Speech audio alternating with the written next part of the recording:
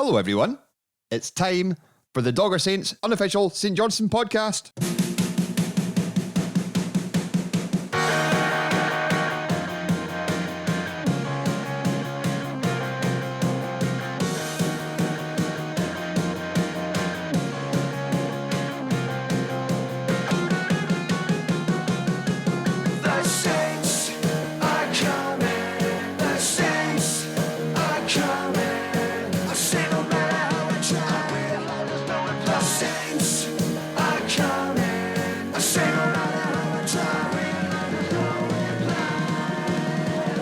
We're back. It's episode 22. Brand new season, no? And I am joined by Rasputin, Perth's greatest love machine, Danny Williams. How did, Sam? I'd love to argue with you, mate, but I can't.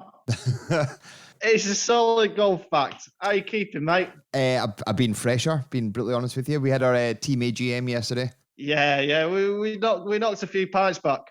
We did. First time we've actually had a beer. We actually had a mandate during the summer. Backstory is we went to go see Back to the Future at Scone Palace, like the drive-in movie theatre, and we had a bit of a mare. Danny's battery died, so we couldn't listen to it, and then it cut off and never came back on. So, to elaborate on this point, the sort of run-up to the battery dying was, Sam, I know cars. I used to sell cars. Miller pissing about, and then you put the aircon on without realising. That did it. Yeah, that didn't help. And then someone drove over a cable and shut the whole damn motion picture down.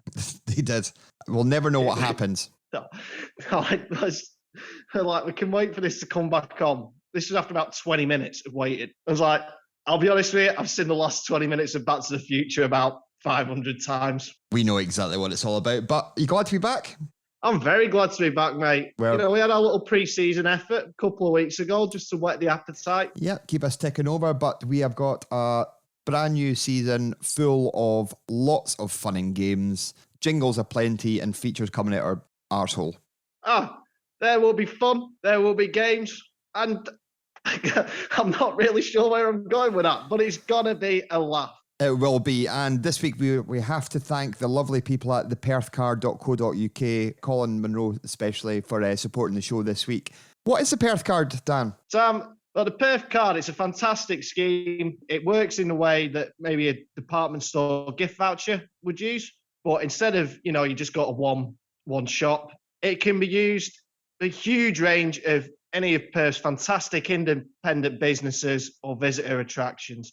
And so you can get them online, as you say. They're also available from the Fun Junction. That is a lot of fun. High Street. That's our nickname. Yeah, I didn't know that, but I'm okay with that. The Cash's Country Store on Fuse Road. That's just down from the Dogger. So we can be sitting in the Dogger. You went, you know what? Let's go and get a Perth gift card. They're brilliant because I usually get my dad vouchers for Cafe Taboo, which is on there. So now I can get him a gift card and he can use it at any of the restaurants in Perth. Dean's is on there, Taboo, Breeze, they're all there. 63 Tay Street. I mean, if there's one thing we do really well in Perth, we have a fantastic amount of lovely restaurants, and they're all available. Well, I think the vast majority of them are available with the Perth gift card, as you say. They're also available at number 5, which is on the High Street. Perfect. So that's where you can get them from.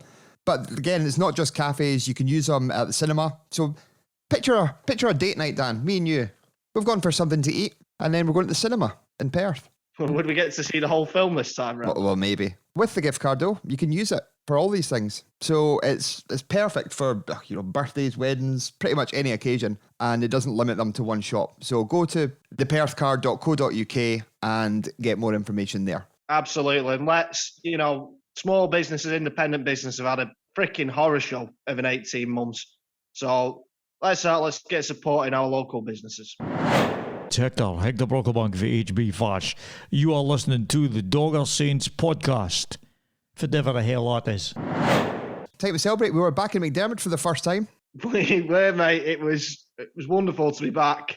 Just something you sort of take for granted, isn't it, really? And what I've done my entire life is go to the football. And then for sort of 16 months, really, has it been 15? I think February. February 2020. It's like 495 days or something like that. It's mental. So that is, it was great to be back. And, everyone there that I've seen has said the same. It was a really well-run thing because obviously it would have been would have been difficult for the club as well, because first time they've had to host a game under these sort of restrictions, and host a game with a crowd, I should say, under restrictions. So obviously a good opportunity for them to get things working, and a good game of football too. Yeah, they're a decent opposition. They're a hardy bunch, the Preston boys, though. They weren't kind of shirking out of many challenges. Big lump of a boy at centre half, the captain. Yeah. Patrick Bauer. Absolute unit. Did he not have him and Rooney have a wee set to at one point? Him and Rooney did have a little bit. It was a hefty old challenge from Bauer. And then it did end up being handbags at 10 paces, but I got awfully excited. Not as excited as me when Rooney did, when Spinney, did his first chop of the season. Ah, that was great. That was that. He was on loan from Liverpool. Was he? That Vandenberg, yeah. Ah, okay. As I was informed after the event. Yeah, so there we go. Davy Wotherspoon. Not that we needed to say this, but Davy Wotherspoon better than anyone from or representing the city of Liverpool. There you go. The man has spoken. But they scored, which can only be described as an absolute peach. No, Xander Clark couldn't have got anywhere near it. It was a postage stamp goal. It's an absolute raker. Absolute beauty. It was a little bit further out than I thought it was when I saw it back. Because we were, by a strange coincidence, we ended up sitting like right near each other. And obviously we were down the other end of the main stand. Mm-hmm. And that was in front of both goals were in front of the Ormond stand. And I thought it was sort of on the edge of the box, but it was miles further back. It was probably a good 25 yards out. And lovely one. They always look good when they're going off the woodwork as well. Yeah. That was always something really satisfying about that. A couple of points I'll take away from the game. Michael Halloran, what a fucking unit he's became. Beast. He's gone full beast mode over the summer, eh? Absolutely. He must have just spent the entire summer hitting the weights. But there was no let up for him. No sort of pre-season pints for him. Certainly not. But they look sharp. That's obviously under Callum. It's the first time I've seen them in the flesh as a team, and I thought they were fit. They were closing down balls all over the place. They were passing it about nicely, and amazingly as well that I wouldn't have thought going into the first game of the season. The only player we've lost is Middleton. The fact we've still got our whole team intact at the moment. At the moment, yeah. But it was weird as well because it's the first time seeing Rooney in the flesh. First time really seeing that back three together. I know McCart played a few games sort of pre-lockdown or pre-cancellation 2019-20. But it was the first time really seeing that, how they work together in the flesh. And it was, because you do see, there is stuff when you're watching games on the telly, you don't really get the full picture of like what's going on off the ball. Mm-hmm. And so, yeah, and you're looking at the way sort of McCart, Gordon and Kerr organised themselves, how they kept this. I thought it was, maybe it's just going to be a bit boring, but I thought it was really interesting to see that. And I said everyone looked sharp. I thought Callum Booth had a really good first half. I thought... Oh, you did, yeah, very much so. McCann and Moores absolutely fine in midfield. Stevie May looked sharp. Yeah, I thought it was just a really solid performance. I actually thought we were unlucky to be going in 1-0 down at the break. Like I said, McCann had a couple of chances in the first half. Meg had run clear, but like I said, it was a decent test for a pre-season friendly. They weren't kind of shirking out of challenges. It was had a wee bit niggle to it, which is good. Kind of what you want to see instead of just for fitness levels passing it around and stuff. But plenty of subs came on. I think everybody got a run out bar Elliott Parish. It's a shame. I mean, it's an oversight, and I think Callum Davidson should pay for that with his job. But you don't want to. How could you leave the man on the bench? That Ukrainian boy came on. He is the most enthusiastic youngster I've ever seen. He looked bloody excited. He was very enthused to be out there. He's actually gone on loan this week as well. He's headed off to Brecon for the season. Yeah, so Max Kucheriavyi. Yeah, so we'll see how he gets on. Be good. I'm not sure where he plays. Is he a defender? Midfielder. Midfielder. Well, either way, if he's doing any defending work, he'll get plenty of practice at Brecon. Yeah. But yeah, so anyway, moved into the second half. obviously the subs had started coming on for both sides, really. Preston made plenty of changes. Saints made plenty of changes. But sort of maybe before the Rafter Saints changes, got the equaliser. Yep, the ball was closed down by Michael Halloran, who kind of ricocheted back off the keeper, and it fell out to Spooney, who does an amazing little feint, which is just enough to send the defender nowhere, and then he pops it past him. Good goal. Yeah, and it was a feint. It wasn't quite the chop, but it was a sort of light version of the chop. It was, yes. Diet chop. We'll take it. We'll take it. A mock chop. A mock chop. That is exactly what it was. Which is not first time anyone's mentioned mock chop and diet in the same sentence. Other than I am not on a diet because I like eating mock chops. I will have a mock chop supper. And then Spooney made his greatest contribution to the game. Well, there we go. It's something we'll learn now that early on in the season that he will be off penalties. He will not be taking it. I was surprised when he stepped up for it. Then I thought, it's pre-season. And to be fair, I actually thought when we got the penalty in the cup final, Middleton stepped up. I was like, I'm surprised Spooney's not having a go at this. Yeah. And then it became quite evident as to why when he's put it, it's the oldest cliche in the book, innit? He's put it into Rose's head. He genuinely did.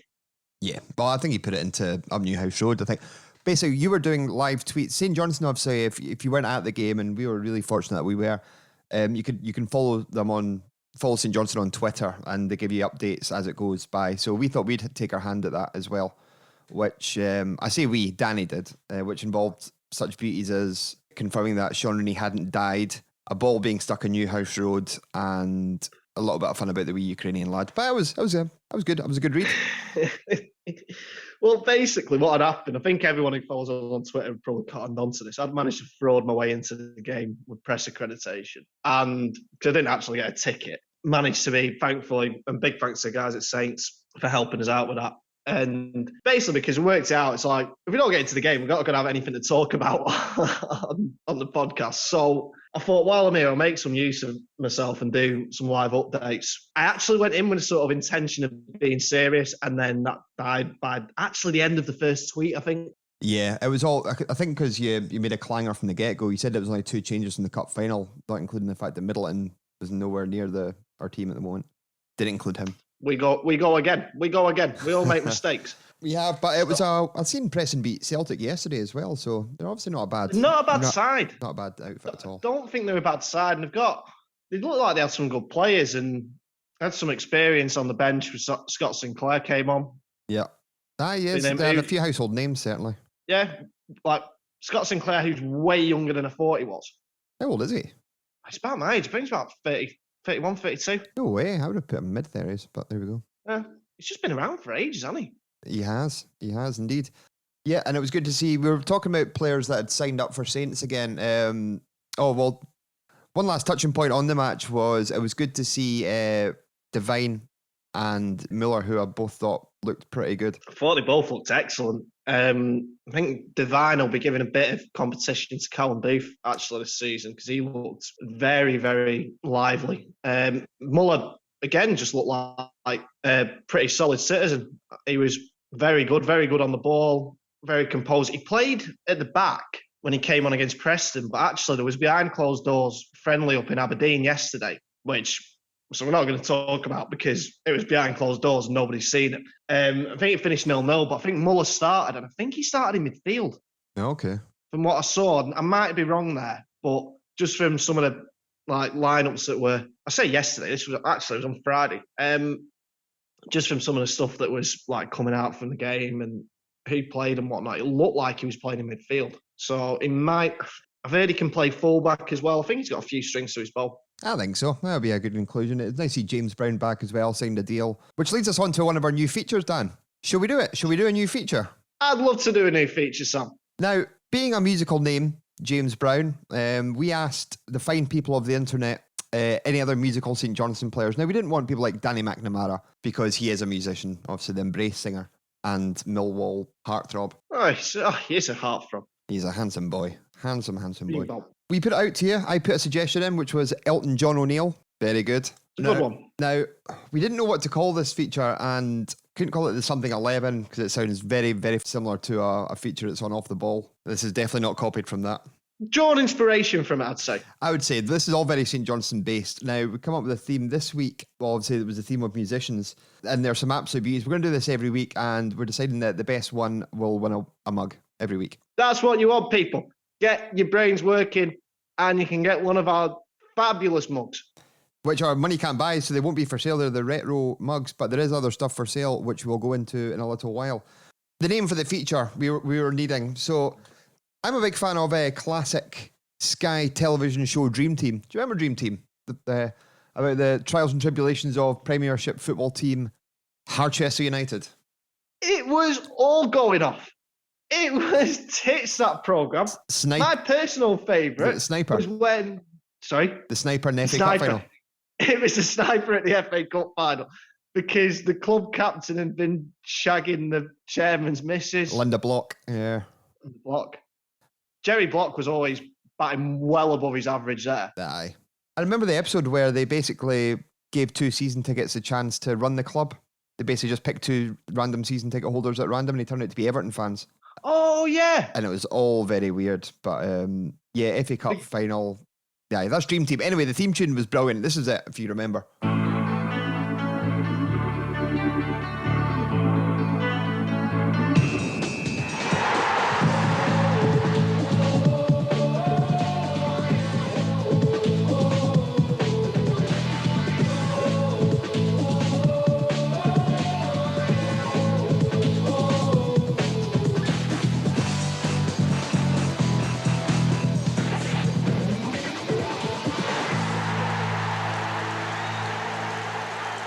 So we're calling this feature, Dan, Theme Team. Hey, hearing that? Hey, there we go. So we asked you musical St. Johnstone players, and I've narrowed it down to a list of about 15 because there were some absolute peaches on here. But we start with today's pod guest. Let's do that. Frazer Wright said Fred. Oh, see, it's good. But then it turns out Wright said Fred are an absolute pair of whoppers. But the list will go on. Jim Weird Al Yankovic, brilliant. That's a good one. Boy George O'Boyle, the Rodigy, based on Roddy Grant. I had to explain that one to Lynch, you never got it. My personal favourites is Tears for Peter Fears, the Manus Street Preachers, Lincoln Clark, which I thought was just brilliant. That was mate Phillips in that one. And Missy Elliott Parish, Michael O'Halloran Run DMC, Metallica Callum Davidson, which is fucking pretty impressive. Well done for that one. Chris Kanye West, Henry Hall Oates, Jody Morrissey, Andy Jackson 5, Spandau Ballymaccoist. Brilliant. I'm a big fan of Jody Morrissey for absolutely no apparent reason. It's simple and effective. A couple more. Goran Stanek at the Disco, which I thought was fucking brilliant. Yeah. And the Travelling Jubilees. What a list. I mean, Gordon Stanek at the Disco, I mean, that'd appeal to me, you know, being a big old emo. Indeed it would. So that was the list. Some people didn't really get the concept of how to you had to pin the, like the last word of the band should be the kind of first name of the person. Like for instance, Manfred Manny Panther. Brilliant. Yeah, it's like Answer Smash. It is like Answer Smash on House of Games, yeah. That's what we're going for. But even the people who didn't get that, you all got involved. You threw your hat in the ring. You put yourselves up there. And we appreciate you and love you all for doing that. And we've got one more, which I forgot to read out, which was Little Mick Sue Pat Lining. The Bolton Coroner's Office. The Bolton Coroner's Office. So that's the list this week. So with the upcoming Euro games, we've decided next week's theme is European football teams. So to give you a couple of examples, you can have Villarreal McCann or Barcelonas. There we go. That's what the kind of thing we're looking for. Get them to us on any of our social streams and we'll award a mug to the best one next week. The Dogger Saints podcast is supported by the Perth gift card. This neat little card works in the same way as a department store gift voucher, but instead of allowing you to shop in the one destination, it opens up a huge range of independent businesses and visitor attractions in Perth. It's the perfect gift for any occasion and can be used to update your wardrobe, treat the family to a delicious meal out, or pamper yourself after a long day of shopping. You could also spend it on the latest blockbuster movie, a fabulous new haircut, or much, much more. Why not treat someone you love to the gift of Perth? Please visit theperthcard.co.uk for more details and the full list of participating retailers. So, like with Spider-Man, great power comes great responsibility, and like the Dogger Saints, a new season comes with new guests. I ever tell you, right? I was doing my A-level coursework, my A-level history coursework, and it was on the Russian Revolution. And I put in the line, with great power comes great responsibility, to talk about, Lenin and the Bolsheviks sort of transitioning from revolution to leadership. And I thought, I'm going to get away with that. Did you? I thought, I'm going to get away with that. And then my tutor somehow picked up on it that it was from Spider-Man. Just a bit of feedback on that. Was this a line from Spider-Man? Well, yes. That's all right. Yes, it was Mrs. Lawless. But it works. Nice. Good story. Cool story, bro. Right. Never heard that. New power, where's it going? Guess. Yes, we've got a guest on. We have got a guest on. We've got a good guest. And he scored against Rosenborg. And he won a Scottish Cup. And he's hard as fuck. He's fucking hard as fuck. Indeed. We've got Frazer Wright on. Scottish Cup winner 2014. Part of the back four, you'd have said at the time, with Ando, Mackay and Easton. They were a formidable four. They were the McCart, Kerr and Gordon of the generation. They were the forerunner. They were indeed. Big number 5, great player. Played for us 5 seasons. Killie legend as well. Played with Craig Bryson with Killie back in the day. Now assistant manager at Stenhousemuir. I'm on the Warriors. I've got a soft spot for Stenhousemuir. Didn't your brother-in-law involve him in some way? He was the kind of the Danny Griffin of Stenhousemuir. He was like the community, coaching the community stuff. Warriors, cool. Isn't it? Yeah. Coaching the community for Stenhousemuir and then caring the community for you. There we go. Very much required. I was bouncing off the walls. Ross Park had to follow me home to make sure I got home last night. Did he? Yeah, he followed. Was this after I backdoor boogied? That way did you just bolt, did you? No, I just went. Nice. I'll be honest with you, I was under the impression that you'd all gone. I assume you were still just sat in the pub. Anyway, should we speak to Frazer? He's here. Let's do it, mate. How you doing, Frazer? You okay? Yeah, good, thanks, mate. You okay? Very well, thanks. We spoke to Craig Bryson yesterday, who was very excited that you were coming on. He was on a couple of weeks ago and admitted that you once fell asleep in a bush outside his house. Yes, and I think there's a lot more worse stories than that he couldn't tell you, but aye, that's it. It has been known. He calls me the time bomb, so I think that you can read into that what you like. Exactly. Well, I think that's one of the nicer things he called you. I won't repeat what he actually what you referred to you on my message was. But so you were with Saints for a good long chunk of time. Good 2011, 12 signed. Yep. Involved with a lot of the European trips. Your first one, European trip coming up. You're probably one of our most famous goal scorers in the Europa League. But we'll go back to Kaiserspor. That was our first European venture away. What did you make of that whole trip? Oh, that was probably one of the best ones. I think it was just the new experience of it. Turning up there when we got to the ground, and the fans we walked out on the pitch to check it, and the fans all started booing us. And I remember it was Lomas was the manager at the time. He started clapping them, and then they just changed instantly, and they loved us, and I think they got on well with the St Johnstone fans as well, and it was just a great atmosphere, one of the best atmospheres I've played in.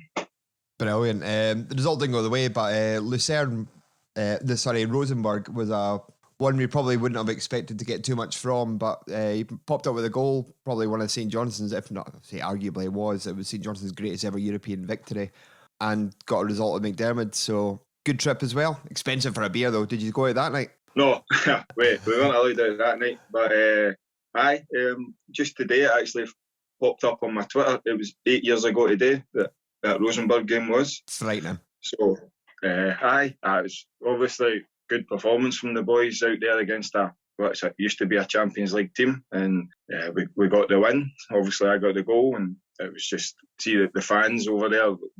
They were brilliant, and I think they stayed in for about half an hour, 45 minutes afterwards, and just having a party. But then I don't think it was too much of a party with the price of beer when they got outside. It was outrageous. That's mental. Is Danny with us? Danny, you here? Yeah, can you hear me now? Oh, there you are. How you doing, mate? Hey! How are we doing, Fraser? You okay, buddy? Good, mate, you?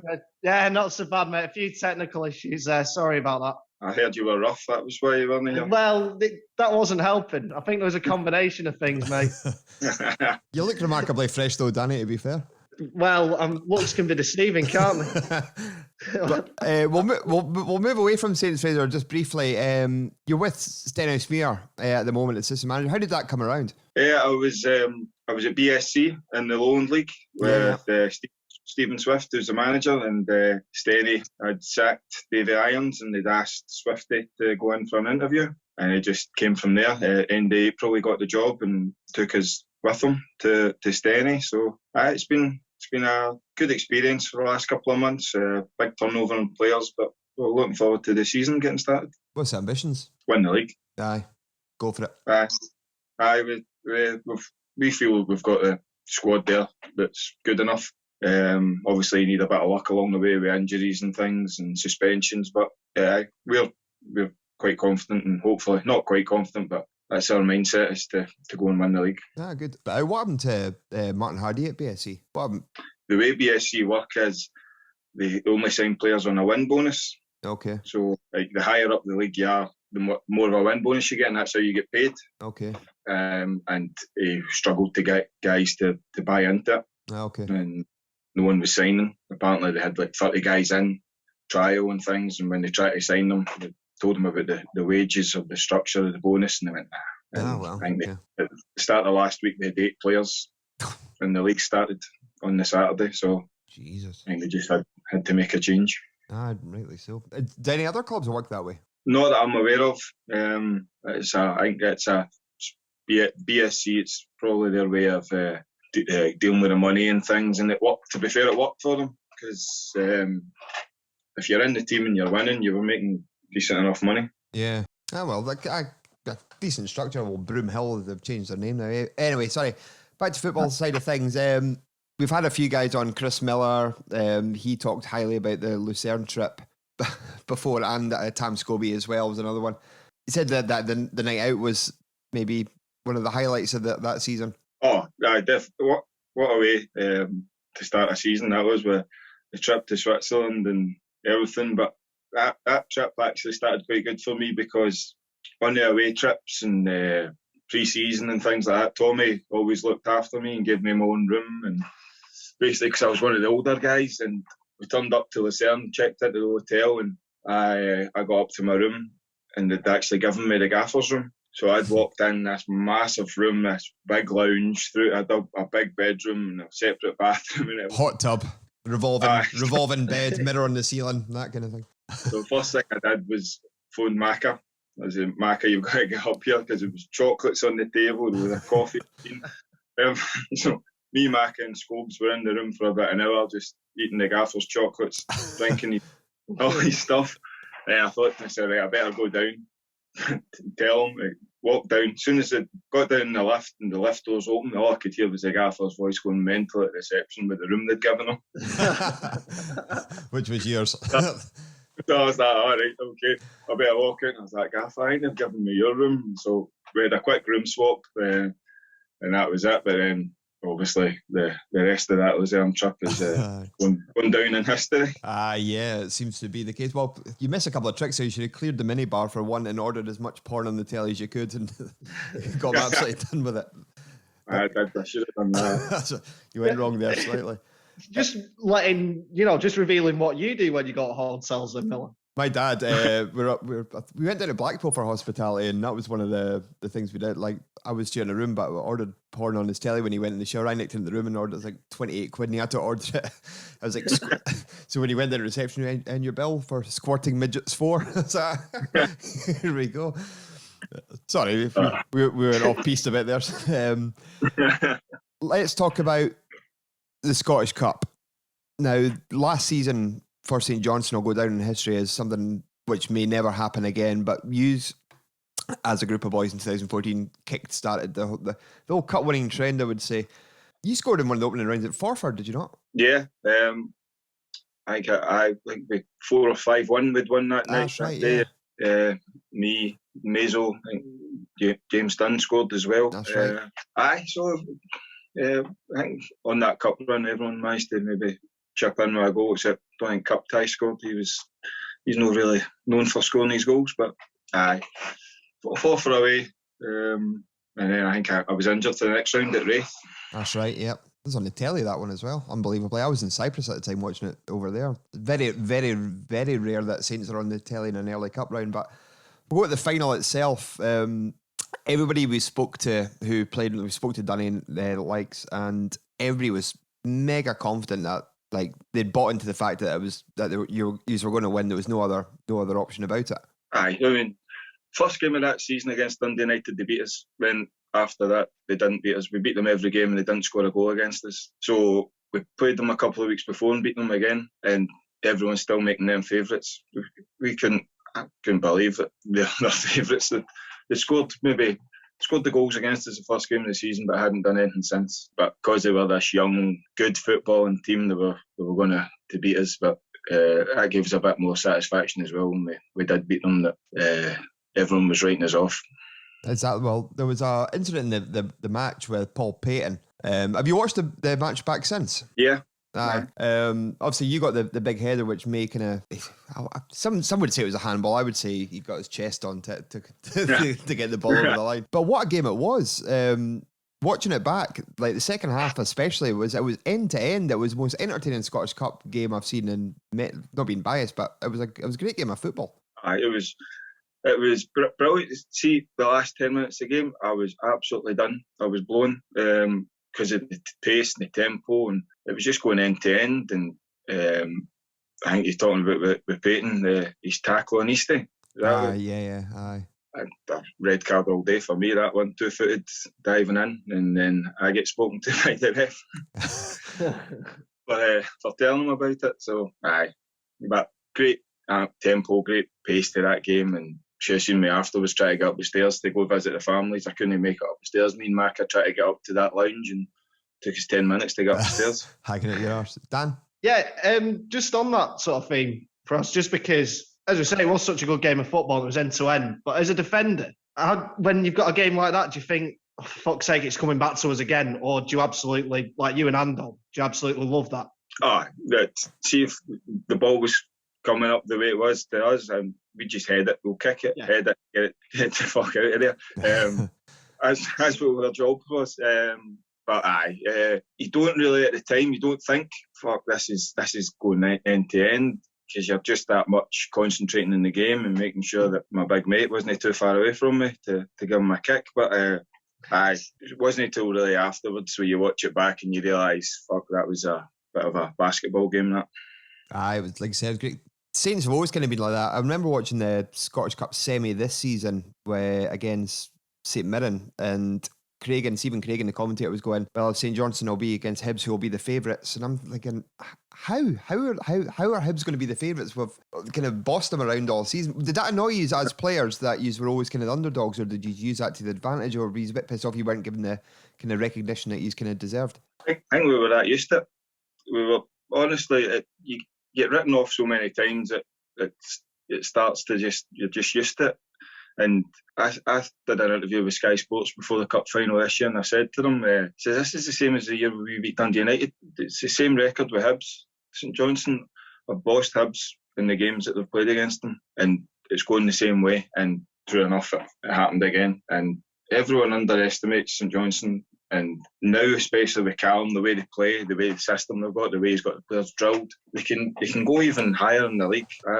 I reckon fourth or third is up for grabs this year, especially if we can keep the squad together. Fingers crossed. We've done well to hold on to everybody as far. Obviously, you played with Callum when he returned as a player. Management material, did he have that in him when you were playing with him?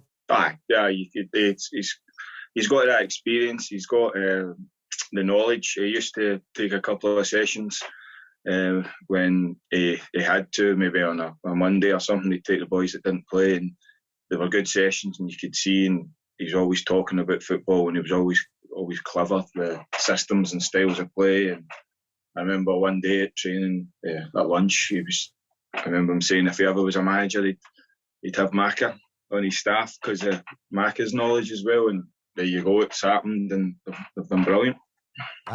Is natural progression of the club, obviously you played with like Liam Craig as well. Is that how the team, like, think that's how it'll go? Will Macca and Liam Craig be the next ones? Because they always seem to employ within. It seems to work. Liam Craig seems, in my opinion, seems to be the the next guy to kind of step up to that kind of position? Liam's trying to get himself to be the next guy in that position, isn't he? Sucking up that chairman's ass. But that's the way the club goes. Liam's done his badges. He's getting involved in the younger boys training and things. So you'd think that, but I probably don't want to say that to give him too big a head. Nice. Especially when you're back at games just now and you see them warming up, when you see Liam's usually on the bench ones I've been to, and Maka and Eck are standing talking, and then Liam's sucking up to them, trying to get in with them. So he's definitely trying to get back on that staff, because he's maybe only got another year left. If the knees hold up. That's like when I used to be a subby in the Sunday League game, like you do the stretches in front of the manager to try and beat yourself in the window. Yeah, start legging it down to the corner flag, saying you're warming up, and do that for 80 minutes. As a teammate, Fraz, did you ever see Maka going into that? Was it sort of obvious Maka was going to go into coaching, or? Aye, yeah, definitely. I mean, Maka did his badges. It was the day after the cup final parade. Maka had to be down on Largs for his badges. So I think he was a bit of a hungover a couple of days for him down in Largs. Aye, but even during games, I think that year, that's how Mazo improved so much and scored so many goals, because he was playing with Maka that year, and you hear him talking guys through games when what to do. And even now, when I'm watching St Johnstone games, because there's no fans, all you hear is Maka. You just hear him shouting, and he's got a lot of experience in the game and a lot of knowledge, and it's obviously him and Carl have done brilliant together. He's obviously been nipped in the bud quite a bit, because as a player on the pitch, and like he's very quiet on the touchline, so I presume he's probably been told to shut his pass. I think he has, but it's different things.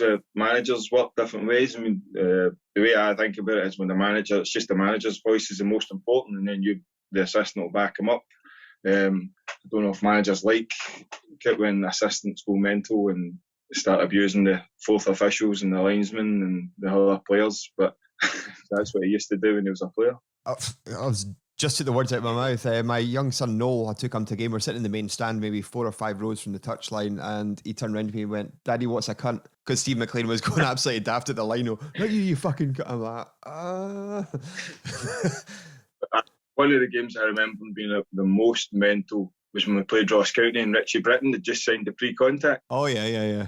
It was, none of the boys liked Richie Britton, so Richie Britton found out straight away. It was like, "Richie, you come to us next year, you're going to get your cunt kicked in." And that was the whole game. It was all of a sudden, after the game finished, the pre-contract was no happening. And that is exactly why there's a Dogger Saints podcast exclusive. Richie Britton did not sign for St Johnstone because he's a shite bag. There you go. I'll tell you what, it looks like Richie Britton's trying to get over that by, eating away his sorrows. He's saying, "Look at you, Franz. Obviously, get yourself in shape in retirement." Richie, not so much. No, he's a big boy, isn't he? How many? Portly, indeed, that'll work. How many days a week are you training then? What's the setup at Stenhousemuir? Training Tuesday and a Thursday, game Saturday. But just now with the League Cup, we've got the games Saturday, Tuesday. So it's just train at the ground, and it's good. Well-run club. A lot of help behind the scenes. Hopefully we can kick on this year. Tim Horton's in Stenhousemuir as well now. That's the dream. I know, that's the problem. It's right beside the stadium. When I park my car in the car park and I walk over for a coffee. So. Good enough. We're getting one in Perth, We're getting a Tim Hortons in Perth, are we? Whereabouts? Yeah, where Frankie and Benny's was. Oh, that'll do. I like a Tim Hortons. There we go. There's a bit of knowledge for you. So, you obviously keep in touch with football. St Johnstone, what they achieved last season, unbelievable stuff, right? Aye, brilliant. I'm absolutely gutted that they managed it, and I only had 7 years as a cup winner before these guys came along and did double, and now we're completely forgotten about. But especially because I've got a lot of pals, good football pals still at the club. Absolutely delighted for them.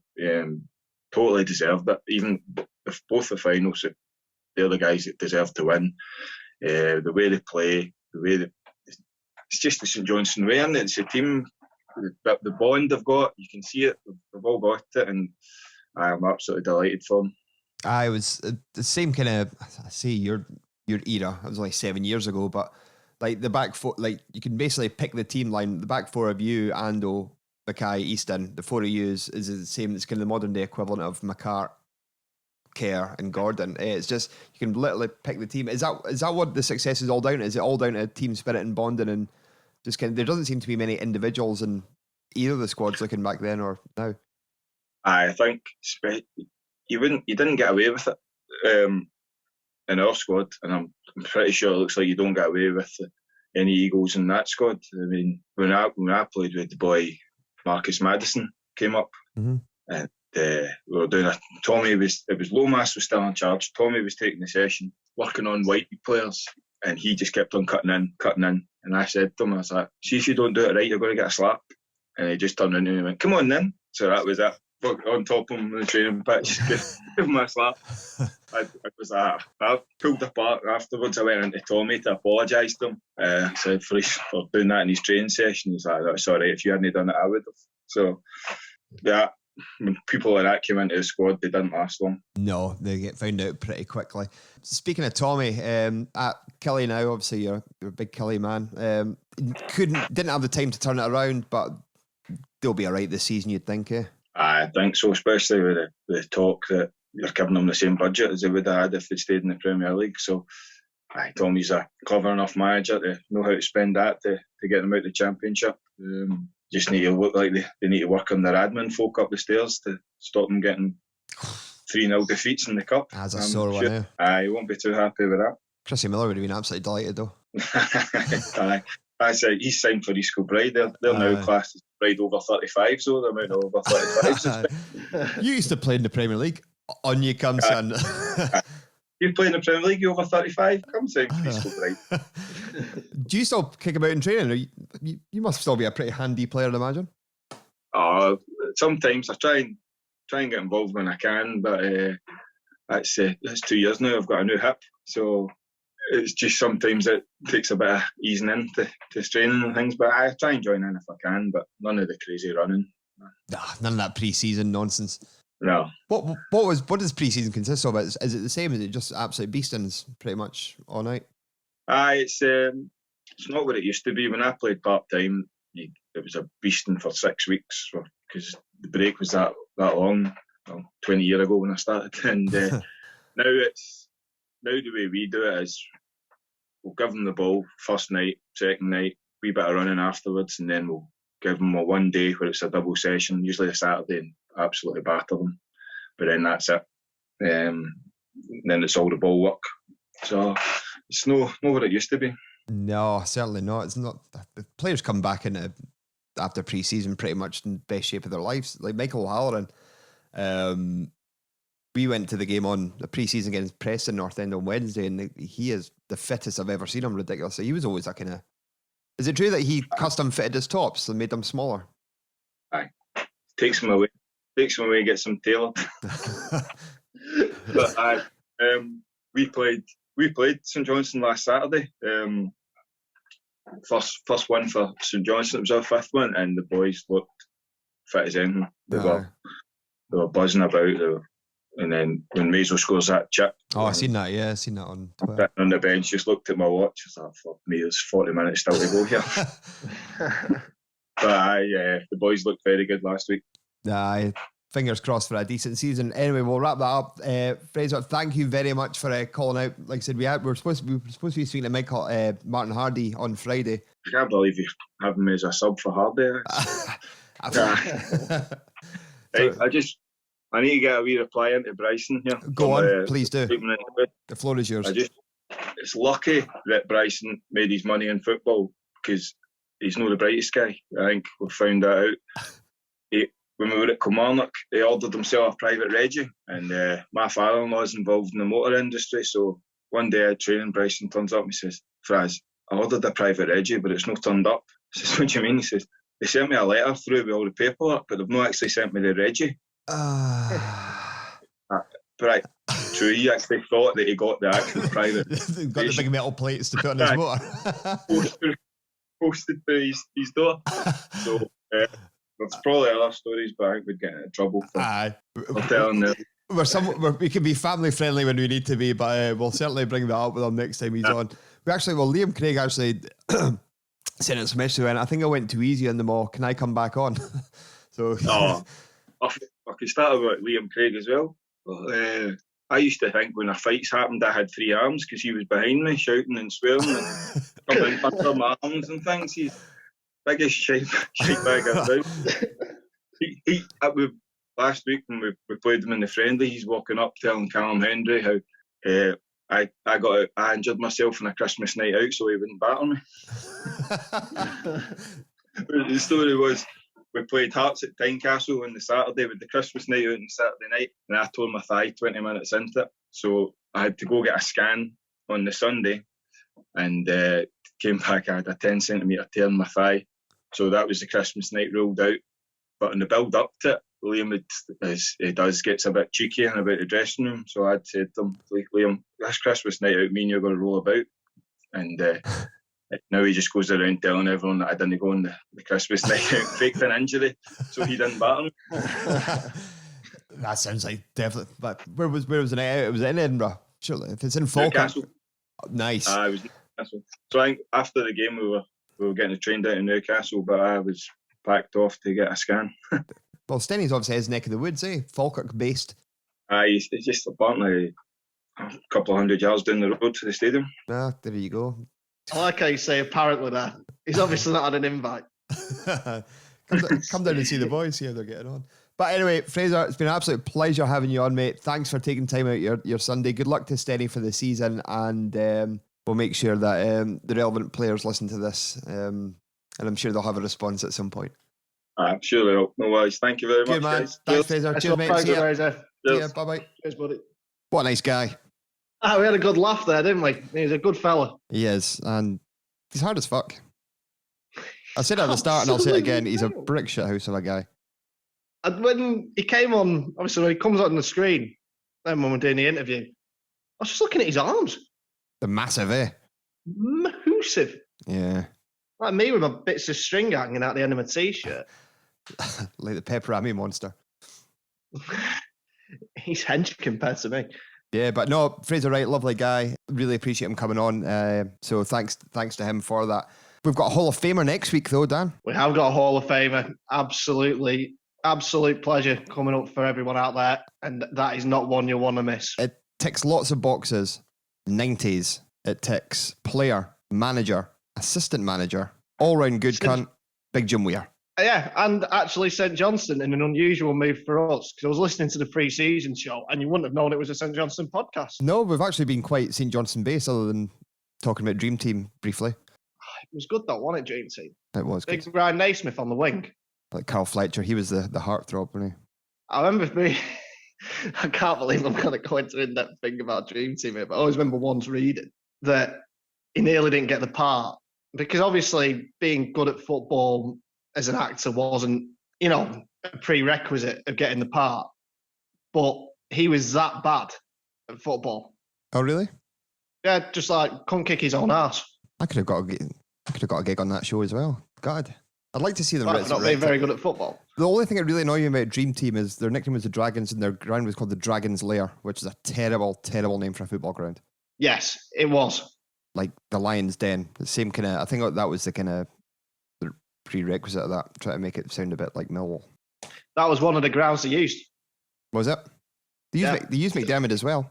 Yeah, there wasn't a lot of consistency. You'd go from like McDermott to Goodison Park to the Den. Yeah, Luis Amor Rodriguez. He got shot eventually, didn't he? Did he get shot? I think he got sniped at the last he didn't, because it missed and it hit Clint. Oh, it hit Clint Black. It did hit Clint Black, you're right. So if you've never seen Dream Team, I'm really, really sorry. I think all the episodes are available on YouTube. Definitely worth giving it a go. Then they also did Dream Team 80s, which was a spin-off. Oh, really? I don't remember that. Yeah, it was piss poor. Remember the Hurricanes? Oh, the Hurricanes was good. There's a podcast about the Hurricanes. The cartoon? Yeah. The Hurricanes, champion spirits here to stay. Remember the Renford Rejects? Oh, I always wanted to be. I used to have dreams that I was in the Renford Rejects. That was good. Football-based telly shows. None of them were overly successful, but I quite like the Renford Rejects. That was a good laugh. Shall we talk about actual football? Kinda. It's time for this. What's the shop? Club shop of shame. What's the shop? Club shop of shame. What's the shop? Club shop of shame. What's the shop? Shame. Brilliant. Club shop of shame. Club shop of shame time. Last week, well, I say last week, a couple of weeks back when we did our kind of European special, we covered West Ham's club and country range, which was... I actually went back on the site. They did an Italy range as well. Talk about... that will have gone down well with that lot. Geez, well, for the final, yeah, they did basically an Italy badge with the cross hammers on it. Rubbish. But we thought West Ham might have had potential for crap merch, and they have not let us down. This could be up there, possibly with one of the best. This might be immediately stealing a march on first place. Right. So, you're a kid, right? And you have your toys. So, I never actually had one. But you used to get like Action Man figurines. Yeah. Yeah. No, they're not figurines, they're figures. Figurines are small. All right. Calm down. Sorry. Anyway, so you'd get Action Man figures. Yeah. The greatest hero of them all, right? So you might have liked that when you were a kid. You might also like football. I did. The good people, I use that loosely, at West Ham United have managed to combine the two to give us notorious thief Bobby Moore in the guise of a 1958 Action Man. Oh, wow. Yeah, it's so bad. This is incredible. What's his actual title on the website? Bobby Moore, 1958 Action Man. So it's shit. obviously a young Bobby Moore. He's only been very, very young, actually, at that point. 1958. So, I mean, we're 8 years off the World Cup win. Oh, no. Sorry, I mentioned England winning something. Don't all jump at me at once or start sending me Italian flags or something. You had a bit of a hard time last couple of weeks, with all that nonsense. It was fucking shit. It was so shit. I won't mind. I don't even really care about international football that much. So, but it's like I'm the only English person anyone's ever met. But it was just like, come on, let's all just move on. Let's move on with the Bobby Moore 1958 Action Man. Yeah. So Bobby Moore, 1958 Action Man. He's got one of them. So looking at it, it's not even very good, Sam. It looks like his head's about to detach. He's running. Looks like he's running back towards his own goal and looking over his shoulder. Yeah, and he's for some reason got a dog tag around his neck. I don't whether that was just part of the kit back then. I don't know. Instead of names on the back of the shirt, they just kind of had dog tags. I know the referee's got to look at that. But I'm reading the description on the West Ham page here. It said, celebrate the 60th anniversary of one of West Ham's greatest legends with this limited edition Bobby Moore action figure. The boxed Action Man includes the 1958 miniature embroidered number 6 shirt, ball and dog tag, an asset to any West Ham collection. I find that dubious, that statement. Right. So I need to pull something up. I need to pull something up from that. Go on. So that was 60th anniversary, and this will become relevant later. So that's 1958, so that would have been 2018. So this has been on sale for 3 years. I'm going to go immediately into the point here, Sam. Go on. Of our litmus test. I don't know where you're going with this. Right. So it's crap. So that's the first litmus test ticked off. Tick. It's inexplicable. Tick. Again, like who would want it? Well, probably some people would want it, but who thought of that? It's an asset. So that's number 2. It's an asset for any West Ham collector. Not my words. Not my words, Michael. The words of Shaking Stevens. Now, the third test is price. Sam, I mean, you know how much it cost anyway, but why don't we play along on this? Have a guess. How much? If I didn't know the price, I wouldn't want to pay any more than £15 tops. And I think you'd be overpaying. Sam, listeners, I've got to tell you, for a 3-year-old bit of merch, which has already failed 2 of the litmus tests, and looks like, I don't know, it looks like you could set your watch by his haircut as well. It's incredible. But £58. Oh, no. 58 of the Queen's sovereigns. Hey, maybe that dog tag around his neck is like a stunning homage to that time we went on the Rob in Mexico. It could very much be the case. Maybe that's like some jewellery. Now, I don't feel so bad getting hit for 2 broken the beagles at McDermott on Wednesday. Yeah. 2. You need to tell people about that. You got 3 shirts for a collective total of £6. Yeah, so basically I went to the club shop before the match because my youngest Miles wanted the Broken the Beagle toy. So we got him that. That was £20. Nice looking thing though. I'd imagine it wouldn't be cheap to make custom stuffed toys based on your football club. So I can completely understand the price. No problem there. But they had a reel of football shirts in there, all down to £2. £2. I got a 2XL, which will be a Peyton t-shirt. I got a BLK, like from a couple of years ago, like a white polo shirt, and Elliot Parish green Macron goalie top. £6. What more could you want? Unbelievable. Great value. What more could you want in life? A 1958 Bobby Moore action figure. I don't think you want that. No, but it definitely goes in there as one of the shittest. Oh, that's definitely up there. We're going to have to get some pictures online because it just, I don't know. I give up. It's bad. I give up with it. But there we go. Bobby Moore, obviously way before our time, but by all accounts, a fantastic footballer, World Cup winning captain and notorious thief. What is the thief's thing? He got arrested in Mexico at the World Cup for robbing a jewellery shop. He actually robbed it? I mean, he got framed. Obviously. Yeah, it was a total stitch-up. But then it's just become the thing ever since. That's the thing. It reminds me of that did you ever watch Park and Recreation? Yeah. Who's the guy with the moustache? Ron Swanson. Yeah, when he went to Scotland. Oh, yeah. Have you seen that? And he was telling he talked about the boy, he's speaking to the guy, he's telling the joke, he's saying, I used to be a bricklayer, but did they ever call me Davy the Bricklayer? No, they didn't. And he said, then I moved into carpentry and I used to build wonderful wooden chairs. Did they ever call me the carpenter? No. And he went, you fuck one goat.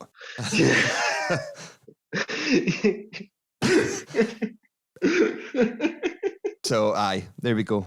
Oh, there we move are. on. And the other one we were going to do today, which is ridiculous, but we flip-flopped between the two. Strange enough, this is footwear. It was a Sunderland pair of clogs, genuinely. Are they clogs? They look like... So I've seen these come up. It's from the good people at Foco. Oh, the gift it keeps... Unfortunately, the gift it keeps giving. Because I think I saw a Dundee United pair of these as well. I don't know if they're actually clogs. Are they Crocs? They say they're clogs. They say clogs, unless they mean Crocs.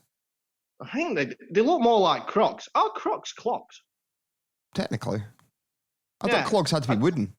Do we know anyone who's Dutch that we could get in on this issue? I do. I know somebody that lives in Holland. Yeah. That'd be great. Yeah, I'll ask. But if anybody, I'm sure we've got some knowledgeable people that listen to this podcast. Do clogs have to be wooden? That's our big talking point this week. We'll put a Twitter poll out. Yeah, but wooden or not, clogs or not, these are absolute shite. These are dreadful things. And that is exactly what we're looking for. If you've seen any bit of terrible merch, please get in touch with us. We've got some belters to go through. Watford seem to be the big culprits at the moment. We've had a few from them. So we will get through them all. Sam, I've got to tell you, I enjoyed this little section. I enjoyed the Club Shop of Shame. And what I like is when people send us stuff in. Indeed you do. That we can feature on the Club Shop of Shame. But people might be thinking, they might be out there, they're like, I want to send something into these crazy coconuts. But I don't know what I'd send in. And that's where I come in. Yes. Because I'm now going to give you I'm now going to give you an example. You changed it from a few to, I'll give you an example. Yeah, it's 2 for the old boils, it's 1 for this. That's it. Right? So what I want to know. Now, Sam, I got to tell you, I was watching Grand Designs a couple of weeks ago on a hungover Sunday afternoon. And this absolute joker was trying to build a lighthouse, right? And what he did was he bankrupted himself and his wife left him. And it remains unfinished. And this is about 10 years on now. Good. If you've not seen it and you can find it, it is top quality entertainment.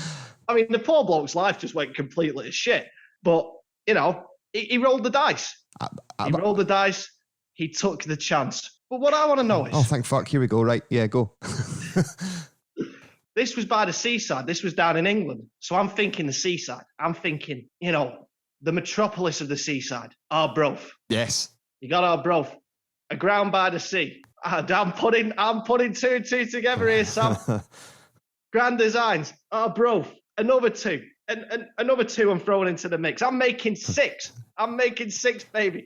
Because I'm throwing in, I don't fucking know what I'm throwing in. But what I want to know is, if you ever see any Arbroath branded, high quality taps for your bathroom. Oh, for fuck's sake. 3.5 minutes for you to get to that. If you're doing a self-build right next to Gayfield, you're trying to build a lighthouse in Arbroath right next to the sea, right next to Gayfield, right? And you want some high quality, and I mean fucking spick and span, gleaming taps for your bathroom. Fixtures and fittings, Arbroath Football Club. You put them together, it's $1 million idea. Woo, get there. What's the shop? Club Shop of Shame. What's the shop? Club Shop of Shame. What's the shop? Club Shop of Shame. What's the shop? Shame. Oh, for the love of fuck. You're right there, Dan. Right. I do enjoy your weekly improv, because I'm not having that was fucking scripted. I changed direction about 9 times. It is. This, like I said, we've got loads of new features, but these are some of the ones that are staying. Obviously, everyone loves the Club Shop of Shame. However, time to go to the Royal.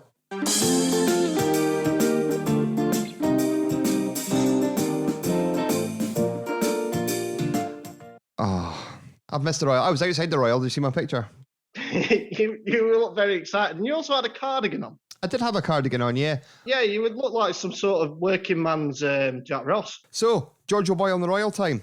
So for new listeners, welcome aboard. And this section is, where have you seen St Johnstone players out and about? Not at McDermott, but where have you seen them? What have they been doing? I seen Roddy Grant at my neighbour's house the other day. Did you? Yeah.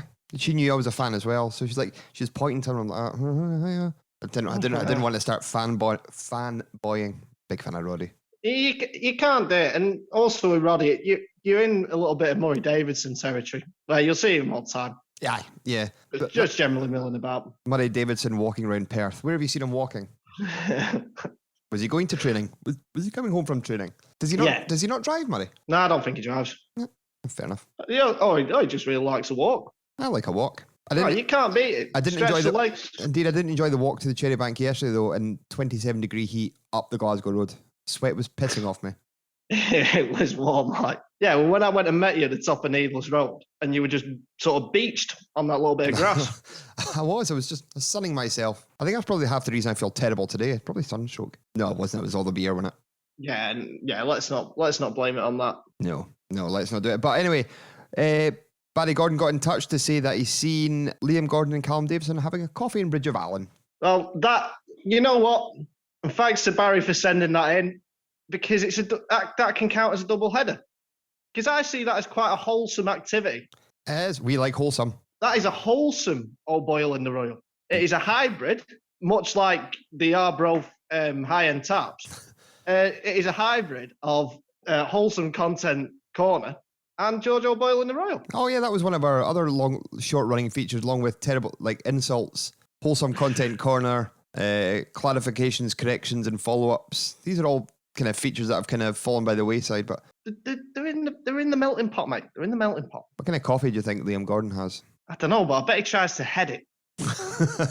Like servers passing it over the waiter or the waitress, putting it down, bang, right out of the hand. She just volleys the tray right out of her hand. Sends the whole thing going. Yeah. Oof.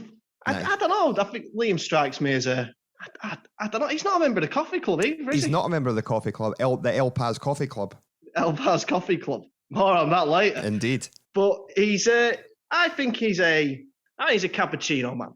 I think he could be a cappuccino man. We'll find out. Liam Gordon, if anybody's listening, can ask him what his choice of coffee is. We'd love to know. Callum's definitely latte. Oh, 100% latte every day of the week. Builder's tea. I think that's more of a home thing for him. Yeah. Oh, you always went to that coffee place before the cup final every time. I'm having Steve McLean Maca will be a triple espresso. Espresso, I should say. Triple espresso. Espresso. A triple espresso.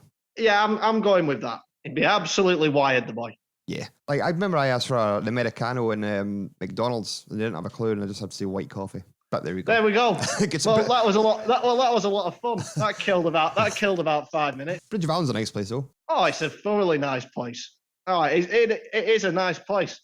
Yes. You know, if I'm playing cricket down that way or something, always have a drive through. That whole area is nice. Bridge of Allen, Dunblane. Oh, that'll be why, because that's Dune the Rabbit Hole. Has that been cancelled this year? The music festival. Imagine so. Sister Sledge were headlining. Oh, what? I know, massive. Oh, that's the big time, man. Do you know my mate Swedger? Yeah. You know Swedger, yeah. David Clark. The nickname's not drug related, but his little sister Joanne, her nickname was Sister Swedge. That was one of my proudest ever nickname moments. Is that you came up with that? It was, yeah. I'm fairly delighted with that still to this day. Well, excellent. But that was Georgia Boy and the Royals. A quick one. Get them into us. If you've seen a St Johnstone player out and about doing stuff, what have they been doing? There's only one man I know who can tell you more. Here he is. Sam, I've got to tell you. Listeners, I've got to tell you. I want to know, these Saints players, these former Saints players, what in the world have they been doing? I need to know. I've got to know. I need you to talk to me. I need you to sing to me. I need you to tell me your problems so I can try and help. But the one problem at this moment in time I can help with is if you don't know what to look out for. So I'm going to give you a couple of examples right here, right now. And because we had Frazer Wright on, I'm going to focus on the 2014 Scottish Cup winners. A good place to start. I want to know what they're up to these days. So, for example, have you ever seen Alan Mannis presenting a fantastic bouquet to judges at the All-Ireland Flower Arranging Championships? Wow. It could have happened. I think it has happened. And if you've seen it, you let us know. All the usual social streams. If you're not on the Emerald Isle, maybe you're down in England. And maybe when you're there, you saw Gary McDonald, former Saint Gary McDonald, using his time playing there to try and emulate the achievements of the great national hero, Fred Dibner. Did you ever see Gary McDonald climbing a massive fucking chimney? Because I think that's the kind of thing he'd do. Who's Fred Dibner? You ever seen Fred Dibner? No. What? Oh, Fred Dibner was great. What was he? He was a steeplejack. They somehow popularised steeplejacking on the television. Wow. You cut me off if I'm flowing, man. I'm sorry. Right, so anyway, Alan Mannis flower arranging, Gary McDonald climbing up chimneys. I think it's happened. You might have seen it. And if you've seen it, you let us know. All the usual social streams. Oh, get there! We're back. Up to this point, everything seemed pretty familiar. Talked about a Saints game, had a guest on, Oh Boy on the Royal, Club Shop of Shame, all that good stuff. But should we do a new feature? Sam, I'd love to do a new feature. Now, I was looking at a poster in my kid's bedroom, which is basically the alphabet. A is for Apple, B is for... can't remember what B was for on that. But it's irrelevant. So we're going to start a St Johnstone A to Z. What should each letter represent as the highlight of that letter? We're going to start at A. We put it to the people of Facebook, and they came back with many a suggestion. There was a lot of suggestions. A big shout out to one guy, or it was two of them. Oh, they went through the whole alphabet. Well, they went through the whole alphabet purely based around the double. So he'll be listening. So it was Mikey Ferguson and Hector McGregor, not his actual real name. So big shout out to you boys there.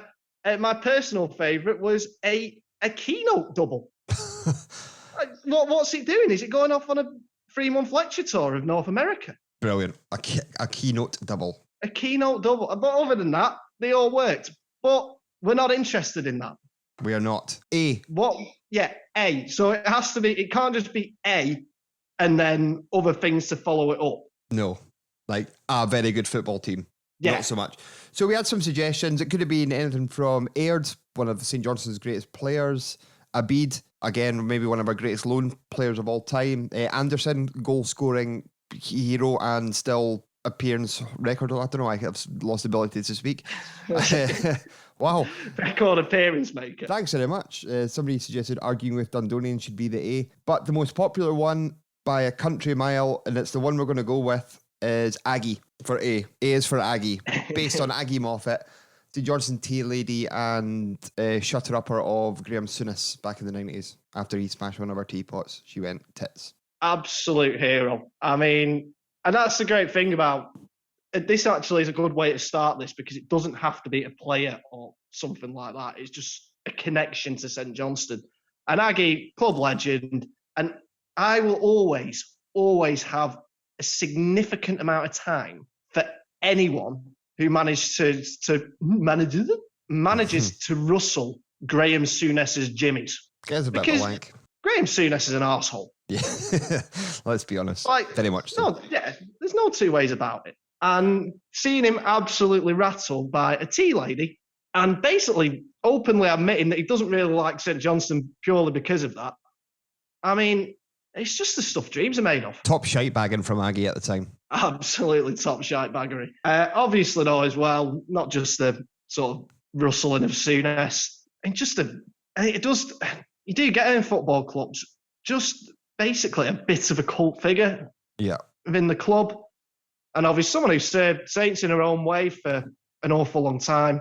Yeah, and I think a very fitting place to start. I think so. So next week we are going to the letter B. What could that stand for? Get your suggestions. Could it be Betfred?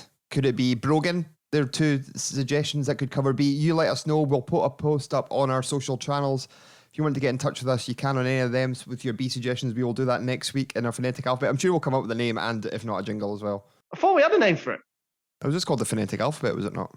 I thought it was called the alphabet there. Oh, it was, yeah. We did the alphabet there. Nice. That's what we're going with. Alphabet there.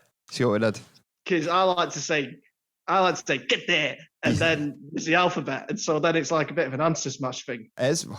So for anyone who still doesn't get the music, what the hell was it? The Dream Team thing. Theme Team, yeah. So I've just... Theme Team. Oh, that was a new feature. I've sort of lost the plot a little bit here, mate. I'm not going to lie to you. B next week. And then I'm putting my cards on the table for D. I'm very excited. I want it to be Dotty Bar. Blue popcorn. That could be a B. We had blue popcorn. Blue donuts. You know exactly what I'm going to put forward in 2 weeks' time when we get to C. Oh yeah, good. Chicken and chorizo pie. Yes. Yeah, even though it's never been a thing. It was a thing, but no, it's not at the football. It was a thing at the football. But anyway, our alphabet there. List, we might produce some children's wall art at the end once we get to Z. X is going to be interesting. We'll get Parish's mate to We'll get Parish's mate to do some illustrations for us. That'd be lovely. Very much like that. But we'll move on to another new feature, Dan. We're going to talk about St Johnstone. That's unusual for us. And we're going to talk about players. We're talking international St Johnstone players. We're talking guys that have been capped while at St Johnstone, away from St Johnstone. We're just going to focus on this player. And this week, I need to press my button.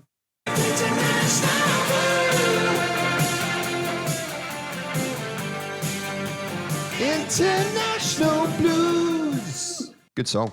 It is a good song. International Blues. So, who are we focusing on this week, Dan? Sam, we're going to focus, because we'll keep it going with a 2014 theme. We're going to focus on former Saint and Suriname international, Nige Hasselbank. What a lovely little fella. What a happy little soul he was. Suriname internationalist. Yeah, I'll be honest with you. I'm really glad we've gone down this road. I'm going to save it, but his international goals record is just bizarre. We'll come to that. We'll come to it in a minute. But yeah, so Nige obviously played for Saints between 2012 and 2014. Generally a pretty good player. Yeah, tidy wee player. Was he the nephew of Jimmy Floyd? Yeah, but then I remember seeing something like Jimmy Floyd claimed he never heard of him. A bit like George Weah's cousin, Ali Dyer. Ali Dyer, you're a liar. So anyway, Nige, he had a pretty good grounding in the game. He was at Ajax and PSV Eindhoven as a kid, two of the three biggest clubs in Holland. Made his way over to Scotland, post PSV. Played for Hamilton, St Mirren, eventually Saints, ended up back at Hamilton for a brief spell after Saints. He's sort of quite well travelled. He's presently playing in Israel at the minute, and he's been over there for a few clubs over there. But obviously Dutch by birth, I think in all reality, he was never gonna displace Iron Robin.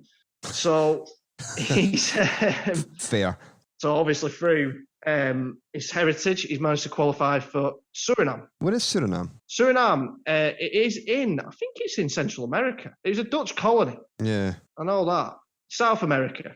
But they play in the sort of Central American Association. Mexico's, Canada's, USA's and that. Yeah, your Mexico's, your Canada's, USA's, your El Salvador's. So, because obviously he's ended up they played against Canada in the last sort of round of qualifiers. That's right, yeah. So anyway, I want to move on to his international record. So he's got 8 caps for Suriname. Suriname is in between French Guyana and normal Guyana, which is next to Venezuela, just north of Brazil. What a place to be. Lovely stuff. Lovely stuff. Anyway, so he's got 7 goals in 8 internationals. He scored 6 of those in 2 games. That's good form. So he got his first international goal. I imagine I'm not getting the impression he's like the most sort of committed players to this international cause. But, so he got his first goal in 2019 against Nicaragua, then didn't score for about 18 months. Admittedly, there was COVID going on in that sort of time. He got his second goal against Aruba back in March. Aruba, he got a hat-trick. Bahama, come on, pretty mama. Pretty mama. Good song. Bermuda, Jamaica. Ooh, I want to take you. Baby, why don't we go down to Kokomo and take things fast and then we'll take it slow. It's where we want to go. Sorry, I've just tried to cut you off. Press the wrong button.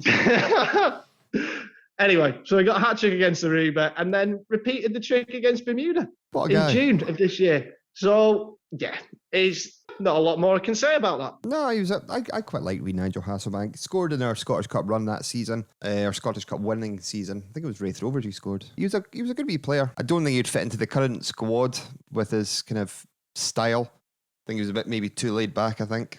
I see Gregory Taddy's at Clyde now. Is he on the Clyde? Yeah. Well, another career highlight for the boy. I've seen him, he's still trying to hawk his, what's that stuff that Ronaldo, is it Herbalife he's selling? Oh, yeah. Yeah, I'm convinced that's a pyramid scheme. It is, isn't it? Yeah, it's always a pyramid scheme. Yeah. Anyway, that was Nigel Hasselbank. That was...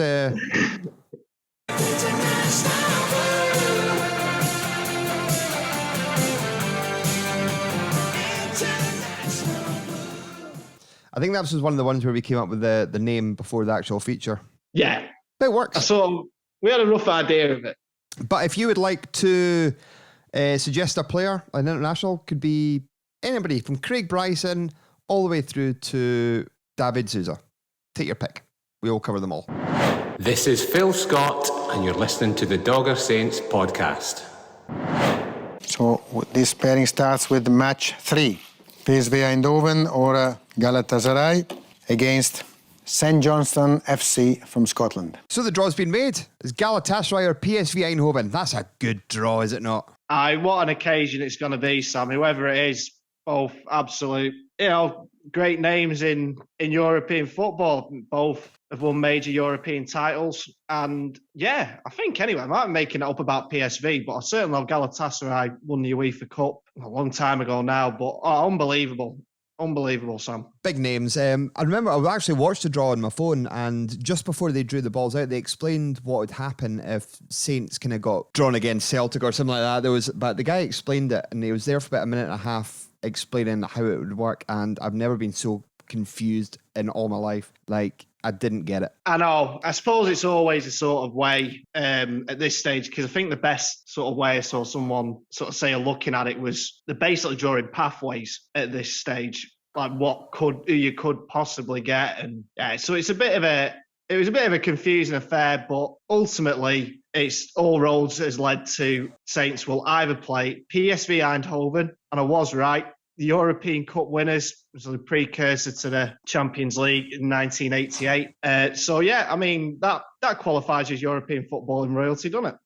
It's a good enough tie. I know they've got Mario Götze playing for them as well. So, or you've got Galatasaray, I've got Radamel Falcao. I think Babel plays for them. Yeah, Falcao and Babel certainly play for them. Arda Turan, the guy who's at Barca, is he there? Arda Turan, yeah, and I think the word on the street is it's more likely we're going to be taking on Galatasaray. I say more likely. That's the wrong way of looking at it. I think that's a bad way of putting it, really. I think PSV are the favourites to beat them, certainly for that tie. But you can't go on that base. I mean, okay, you got PSV, got Denzel Dumfries playing on the wing for them. Decent player, had a good Euros, yeah. Yeah, to my eye, looked like he had a good Euros. Got Mario Götze, scored the winner in a World Cup final. Decent. But has he ever come up against Sean Rooney, though? That's the difference. Well, I don't know, Sam. Unless he had a spell, when I think maybe at Lincoln City when Sean Rooney was down in York. That could have played a couple of games. Nice. But we'll go into this. Obviously, the first leg is on Wednesday this week, so we'll have a clearer picture of who we're likely maybe going to face this time next week. But we'll go into it in more detail near the squad near the time. We'll try and get a Turkish or Dutch fan on near the time as well. But we'll come back to this. We'll park this for the moment, but it will either be PSV or Galatasaray away in the first leg on the 5th and home on the 12th. Our Freedom Day is on the 9th, so hopefully things will be open for it. It's all going to be things are going to come pretty thick and fast, because as you say, that game's only, the first leg we'll have in Europa League qualifier 3 is in 2 weeks. Yeah. So they're going to have, obviously those two ties are going to be in the next 2 weeks, the Champions League qualifier between PSV and Galatasaray. So yeah, say we're not going to have a lot of time to really think about who to play in. So it's just going to be a case of working out, backing yourself really as Saints players, because you're not going to have weeks and weeks of building dossiers, and I mean they will do because they'll be preparing for both teams, but that really focused sort of looking at things, that really focused preparation on one specific side. They just got to back themselves, and at the end of the day, second favourites against whoever it is, massively second favourites, but great fun. Oh, Capers. It's probably one of the biggest team, other than Monaco, possibly, that we've ever faced. So, Monaco, maybe Hamburg. Yeah, but back in the 70s. Very much. I would prefer to play a team like this, or rather than a Alash Kerr or some Lithuanian mob you've never heard of and still get punted out from. I'd rather a big star team, and both of these fit that bill. It's a glamour tie.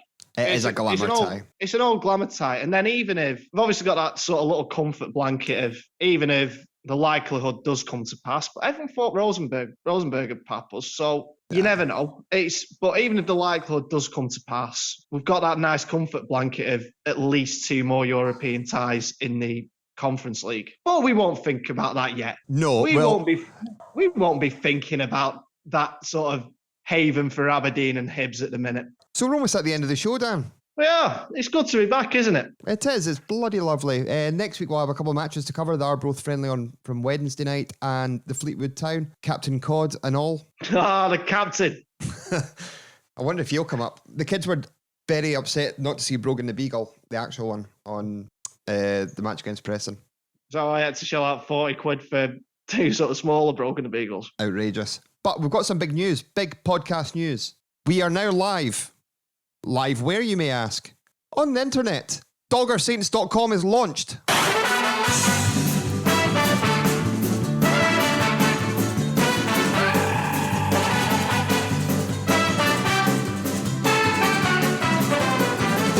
Deserved a full tune, that one. It did. So, yeah, we've got a website going now. Doggersaints.com, simple as that. Can't forget it. Doggersaints.com. You can go in there basically to help support the podcast and the things we do on it. This is a wee serious bit. It takes up a lot of time, effort, which is great. We love doing it. Don't get this wrong, but we just need a little bit of help. So we've got a range of T-shirts on there. We've got some hoodies, badges, mugs. We've got a new Cup Double winners mug and the El Paz Coffee Club mug, which 6 of them have been sent to the to the Saints players in the coffee club.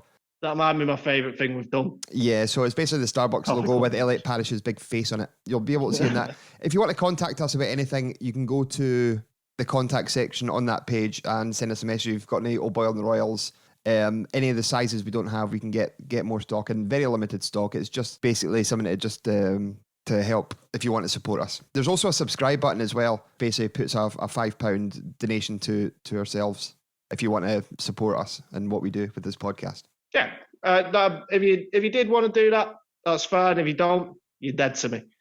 I jest. No, that'd be. You just want to have a peruse about, see what's on offer in the merch section and whatnot. That'd be absolutely tremendous. I've got some good stuff on there. The club shop of fame. Very good. Like that. Very good, Miller. Thank you very much. But yeah, go have a look, see if there's anything that takes your fancy. We'll get it. All the prices are added, postage and everything on there. You can do it all through there. And it saves this whole kind of bank transfer, WhatsApp, can have a mug stuff, and then we know when things run out and things like that. So it's very limited stuff on there. But doggersaints.com, go have a wee look. Be very much appreciated. We've come to the end. It's the final curtain. Yes. We did do it our way.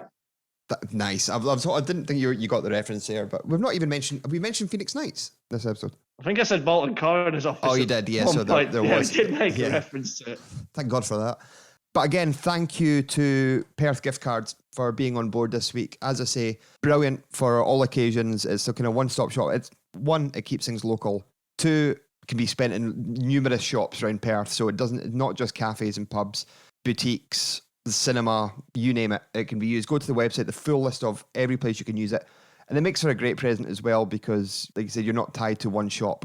No, it's a fantastic thing. And again, we're so grateful to the guys from the Perth Card for supporting us for this episode. So just go to their website, have a little look around, see what it's all about, see what's on offer, and say it might just tickle your fancy.